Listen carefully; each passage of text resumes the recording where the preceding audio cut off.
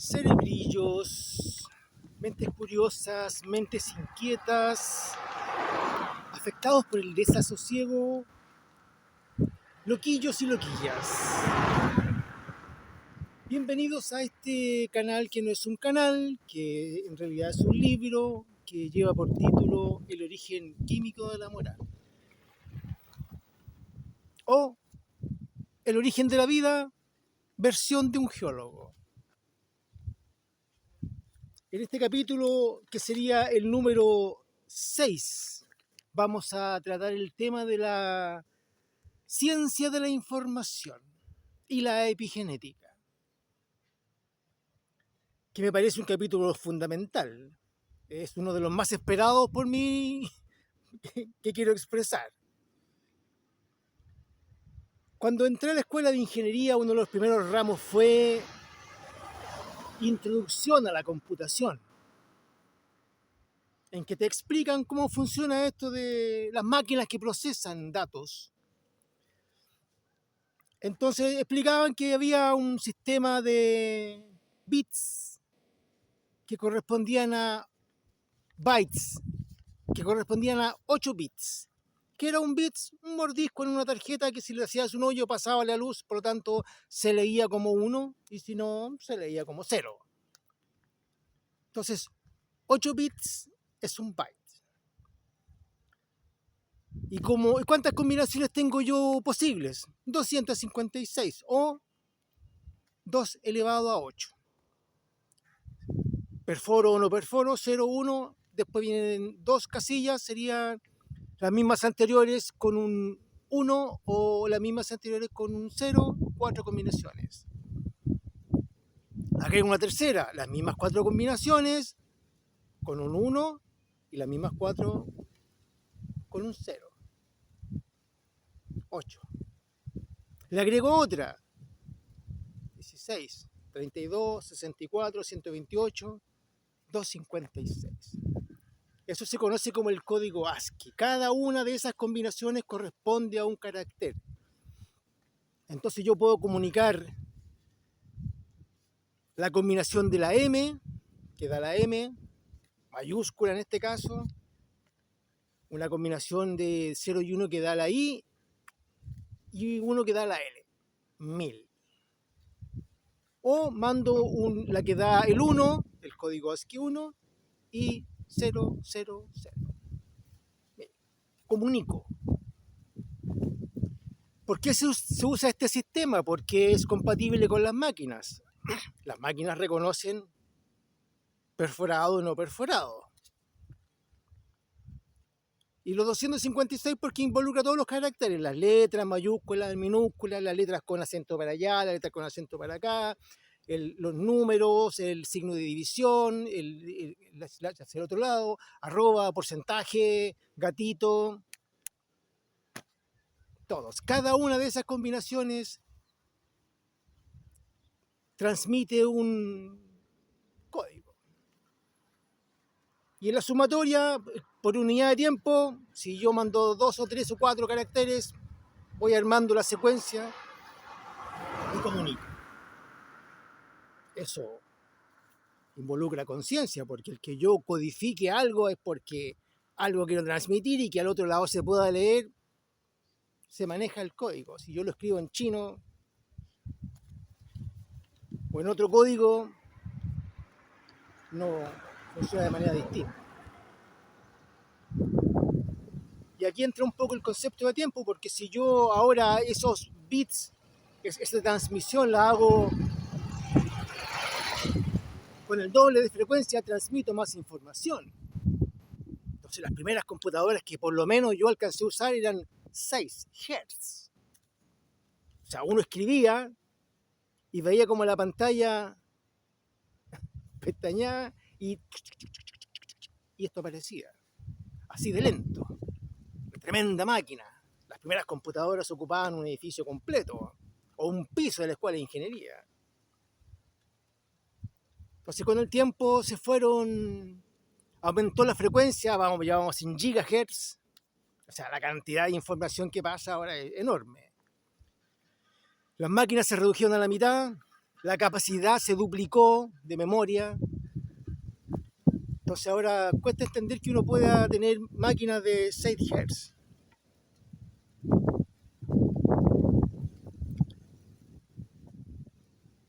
Pero ¿por qué esto? Porque siempre me ha parecido una similitud y ahora que los biólogos están hablando de este tipo de temas, he escuchado muchas veces biólogos decir, no, que la vida es un software. ¿Un software? ¿Por qué? Entonces ahora es donde empieza a encajar esto de la epigenética. Y la genética, sí, la epigenética. Y que tiene que ver con la química. Entonces se sabe que el ADN es una secuencia de amina-tiamina o citosina-guanina. Cada una de esas, cada celda yo puedo tener cualquiera de esas dos. AT o TA, CG o GC. Hay un código ahí, pero que no estaba muy descifrado. El ADN mide 2 metros de largo. Todas las células lo tienen. Pero ¿cómo funciona? Entonces, se sabe que del núcleo hay un proceso que se llama transcripción, en que se lee el ADN, ciertas partes del ADN, lo que le interesa, se saca una copia en un ARN, que se conoce como ARN mensajero, en que se toma la secuencia y si hay A, se pone A, en la mitad del ADN, no es doble, es simple el ARN. Si es TA, entonces lo cambia por un uracilo. Si es CG, C. Y si es GC, G. Entonces se transcribe del ADN a este ARN mensajero que se entrega al citoplasma y que va a dar al ribosoma, que es la impresora o fábrica de proteínas y enzimas y todo lo que necesite. Entonces está codificado cómo tiene que hacerse la proteína. Y el ribosoma sabe leer esta información y la imprime. Pero antes de leerla, la traduce. Entonces, lee este ARN mensajero y vuelve a reconstruir esta secuencia. Entonces, el ARN mensajero es solamente para decirle al ribosoma qué tiene que hacer. Un memorándum. Los planos, las instrucciones. Entonces el ribosoma traduce y vuelve a construir el ADN y según ese ADN ahora empieza con la ayuda de ARNT, no M de mensaje, T, que transportan, y tenemos 20 aminoácidos a disposición.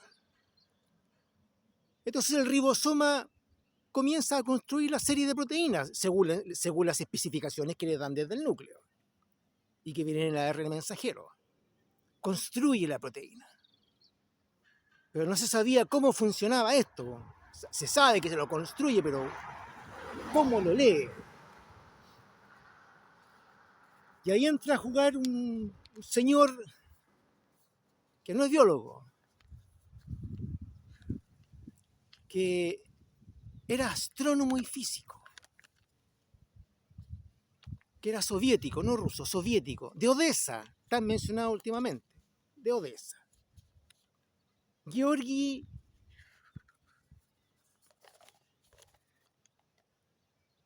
Gamov. Georgi Gamov. Que como se va a Estados Unidos, adopta la nacionalidad norteamericana y se hace llamar George Gamow.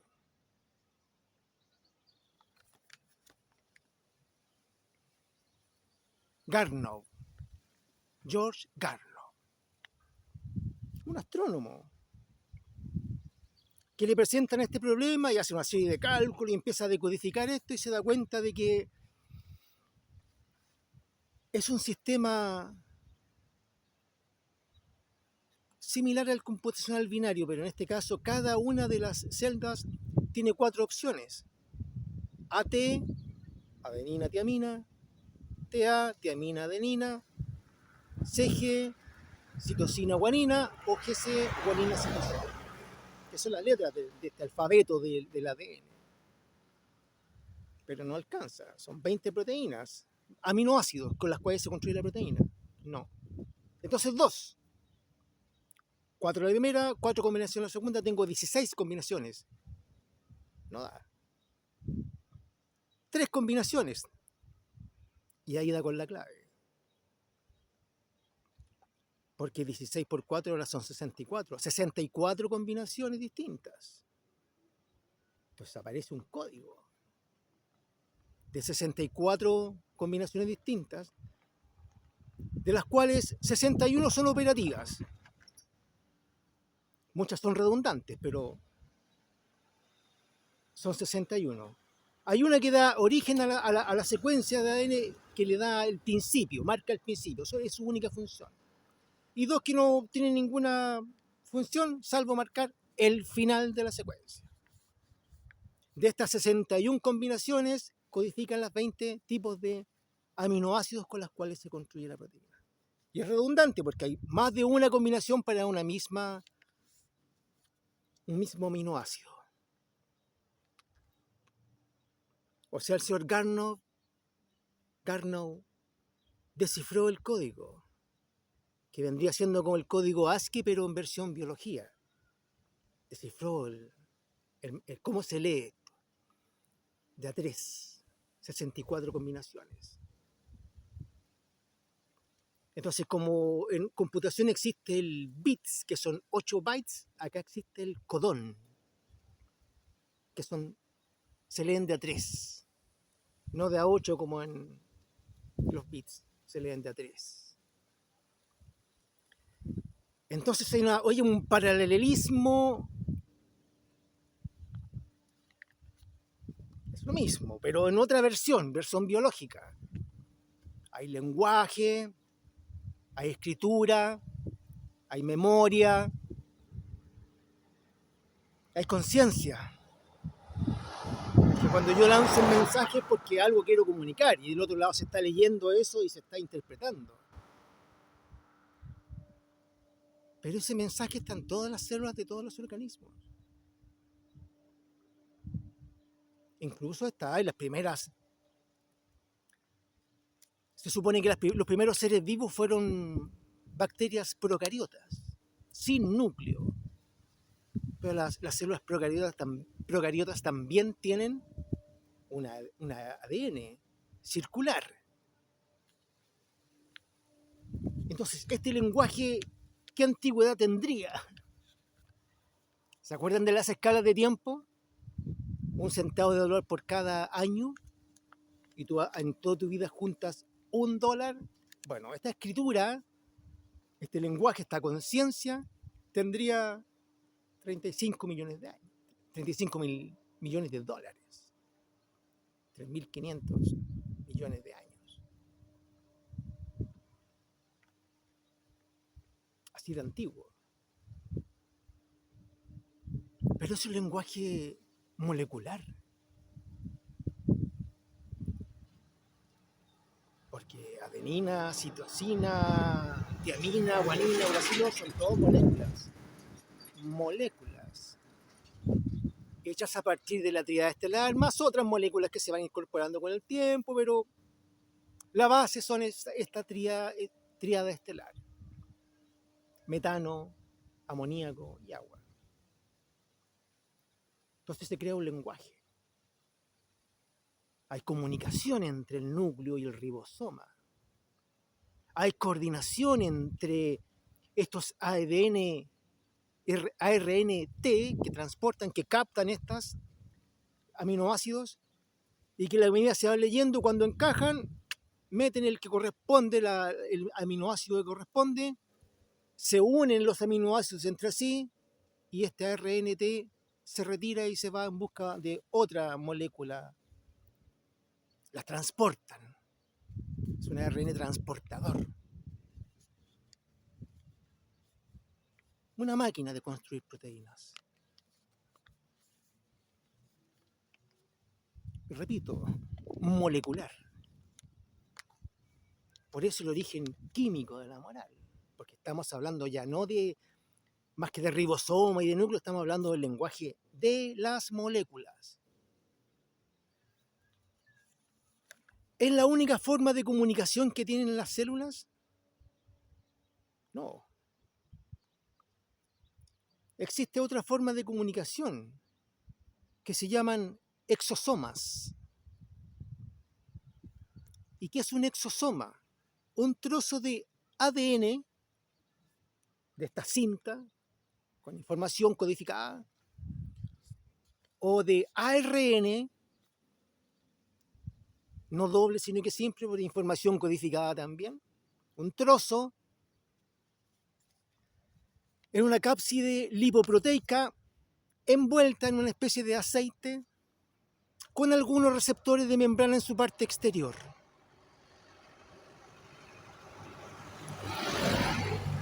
¿Tiene vida? No. ¿A qué equivaldría, según nuestros términos humanos? ¿A un disquete? ¿A un cassette? ¿A una carta? ¿A un papel escrito con algo envuelto en un sobre y que lo manda? Un mensaje. No se mueve, no respira, no come, no hace nada. Es absolutamente inerte. Es solo para que sea leído. Entonces, cuando una célula se intoxica, produce estos exosomas que van por el citoplasma, los receptores de membrana activan la membrana celular, pueden salir y lo más probable es que al otro lado esté otra membrana celular de otra célula que le permite la entrada. Si fuera otra célula, otro receptor de membrana no va a entrar. Para usted no es el mensaje. Entonces la otra célula la recibe y la lee. Entonces estos exosomas son comunicación intracelular. Comunicación entre células. Comparten información. Entonces ahí es donde empieza ahora la epigenética. Ya estamos hablando de epigenética. Porque todas las células tienen el mismo ADN. Vienen de una misma secuencia, pero se leen de forma distinta. ¿Y por qué? Porque son 2 metros de largo, mucha información, pero no la van a ocupar toda, porque una célula que forma parte del riñón ya no necesita las que son propias de células cerebrales o del ojo. Entonces, este ADN se enrolla en las histonas, que son unas proteínas, se enrolla en las histonas y se empaqueta. Y lo que yo necesito lo voy a leer. Entonces las histonas guardan esta gran cantidad de información según los capítulos y se almacenan. Entonces cuando yo necesito llegar a la información, un grupo acetilo, que es una molécula,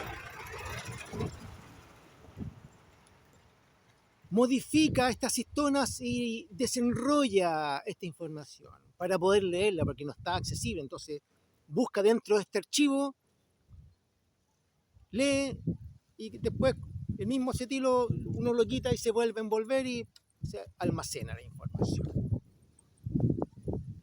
Allá. Moléculas que permiten leer y que permiten no leer, que activan o desactivan ciertas informaciones, que las enrollan o las desenrollan.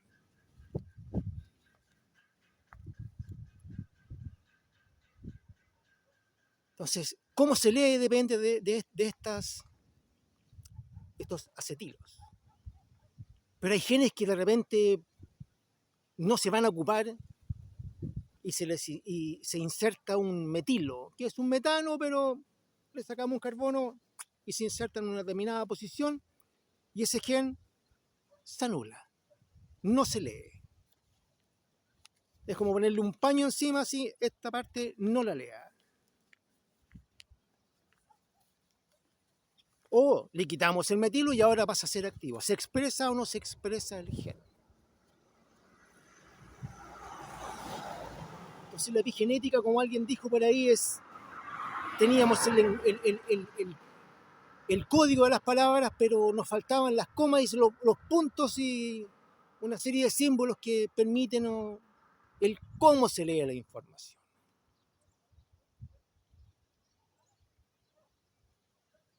Entonces ya no es una información que está fija, que una mutación cambió. No. Esto es a diario. Porque personas que tienen el mismo gen, gemelos, que son de un mismo ADN, que lo comparten 100%, exactamente el mismo, terminan siendo personas distintas. Entonces, ¿qué pasó? La forma en que se lee cambia. ¿Y de qué depende? De las condiciones ambientales. Interactuamos todos los días con el medio ambiente. Entonces la epigenética varía según lo que comes, lo que piensas, lo que te estresa. Si eres de un clima frío, de un clima cálido, todo tu entorno modifica la forma en que tú lees la información genética. Y terminas siendo personas distintas, teniendo aún el mismo ADN, pero cómo lo leen cambia. Y cambia también la genética con el tiempo. Porque muchas de estas marcas que tú, si pones un acetilo y eliminas un gen o lo silencias, esas marcas muchas veces van quedando a la medida que después tú transmites esa información a tu descendencia. Entonces se ha encontrado que personas que han estado sometidas a mucho estrés, la Segunda Guerra Mundial, fueron torturadas, campos de concentración, una situación muy difícil. Sus descendencias sufrían ¿cómo se llaman? Síndrome de pánico, síntomas de pánico. Una preponderancia porque se transmite eso. Modificas tu genética y terminas modificando tu genética. Eso se llama evolución. ¿Por qué cambian las especies?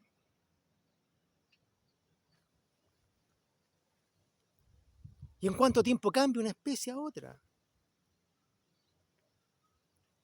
Recuerdo haber estado en Argentina y haber visto un fósil de un quirquincho de 1 metro de altura. Yo no puedo hacer un charango con un quirquincho de 1 metro de altura.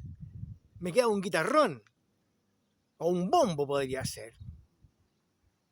Pero en 10.000 años, ese mismo quirquincho termina siendo del porte de un charango.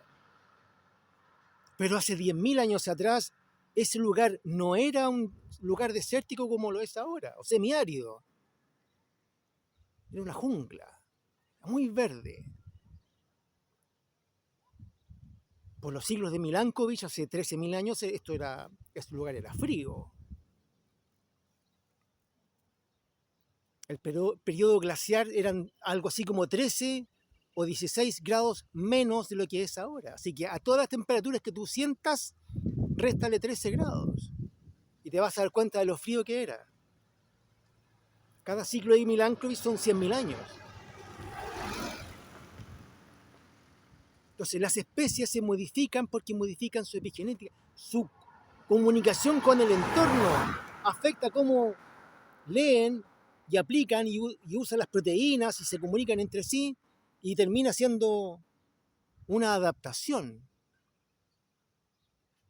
Entonces las especies, uno dice, no, desapareció una especie.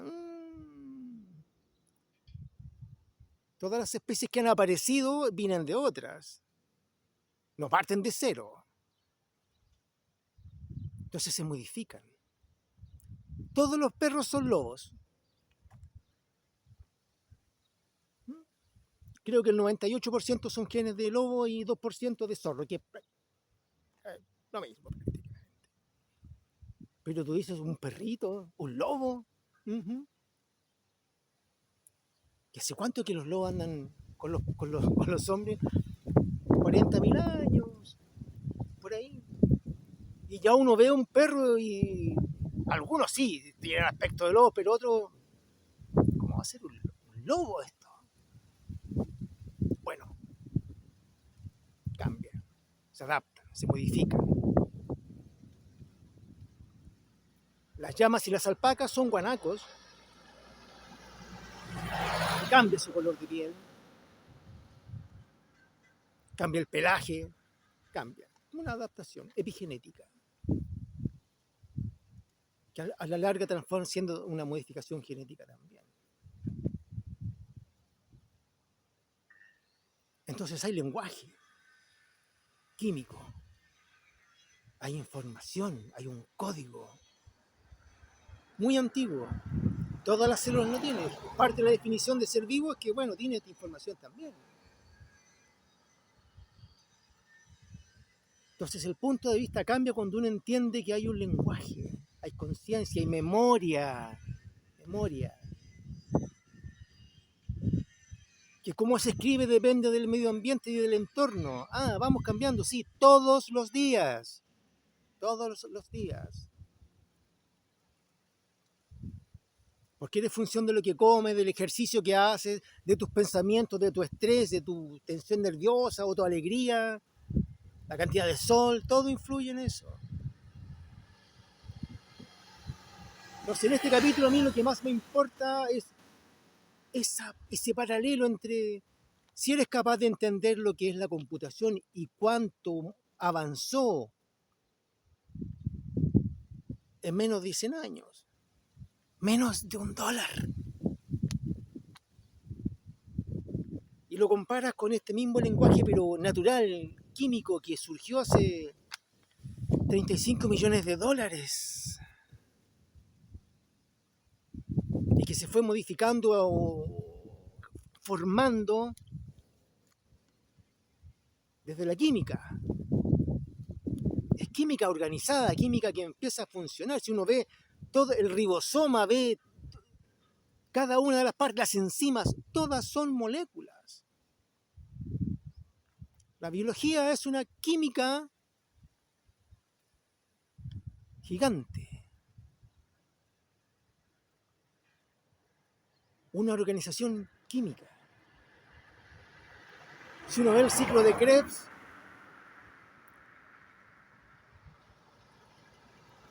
de cómo se obtiene energía a partir de la glucosis o la lipólisis, glucólisis, lipólisis. Te das cuenta que es una cascada energética. Tomas una molécula, extraes energía para formar la ATP. El resultante de esa molécula pasa a otra máquina, a otro sistema que le vuelve a hacer modificaciones, vuelve a sacar energía, la descompone, va liberando CO2 y más energía. Es una máquina química de sacar energía. Los primeros seres vivos se supone que serían las bacterias procariotas. ¿Y qué es una mitocondria? Que saca energía de estas moléculas, que están presentes en todas las células. Las que le dan energía son las mitocondrias. ¿Qué es una mitocondria? Una bacteria procariota. Te presento al primer ser vivo de este planeta. O por ahí. Y está en todas tus células. puedes tener hasta entre 200 y 800 mitocondrias en cada una de tus células. Cuesta. Bueno, así es. Los biólogos hoy, y puedes consultar a Máximo Sandina, en Buena Zaragoza, María Castells, hay varios que estudian la biología por ciencia, porque quieren saber. Y somos más bacterias que células en nuestro cuerpo. Bacterias. Somos una agrupación de bacterias. Entonces, cuando un señor Luis Pasteur decía, no, encontramos la solución para matar todas las bacterias y vivir en un ambiente aséptico, los biólogos, así como, Antoine Béchamp le dijo lo decía, ¿qué está hablando usted? ¿Qué está diciendo? ¿Quiere matar las bacterias? Usted es suicida. Son la base de la vida. ¿Usted quiere matar las bacterias? Bueno, Luis Pasteur le dio la razón a Béchamp. Antes de morir, lo confesó. El terreno lo es todo. Estamos llenos de bacterias. Y nos hacen ver que son peligrosas y que nos van a matar. Son la base de la vida, la base de la vida. ¿Y saben ustedes qué son los exosomas? ¿Cómo le llaman a algunos que les conviene cambiarle el nombre? Virus. Los exosomas, y aquí voy a remitirme a la definición de Tania Bernoff, químico farmacéutico chilena que trabaja en Israel, precisamente en este tema de la secuenciación de estos exosomas. ¿Qué es un virus? Un trozo de ADN o de ARN en una cápside lipoproteica con algunos receptores de membrana. Eso es un exosoma. Eso es comunicación intracelular. Pero te desinforman, te dicen que es otra cosa, que contagia. ¿Un trozo de escritura contagia? Si el equivalente de un exosoma es un cassette, una pendrive, un disquete, un CD, una carta en un sobre, inerte. Es solamente comunicación. Entonces hay un señor llamado Stefan Lanka, que se fue directamente al trabajo del señor que parte con esto de que los virus contagian y matan, y le dieron el premio Nobel al señor, trabajaba en Pfizer. Entonces revisa el trabajo de este señor, Stefan Lanka, de la Universidad de Berlín, profesor de biología y de virología, profesor de virología, y revisa el trabajo de este señor del año 1954 y saca una aclaración pública. Soy Stefan Lanka, de la Universidad de Berlín, y quiero decir que lo que el señor John Franklin Enders hizo el año 1954 no es ciencia. Un profesor de virología diciendo que todo parte con algo que no es científico, y lo prueba.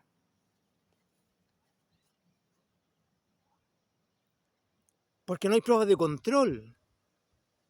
Él repitió los experimentos e hizo pruebas de control y se dio cuenta de que las famosas células hepáticas no mueren por el virus.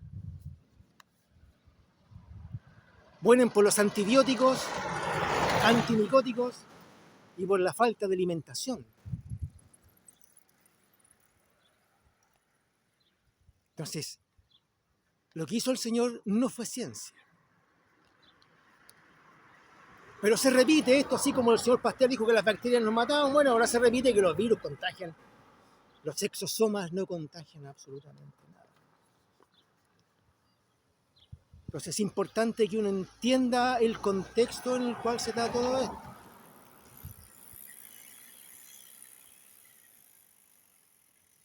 Por eso es importante que uno entienda qué es un exosoma, qué función cumple, cómo comunica.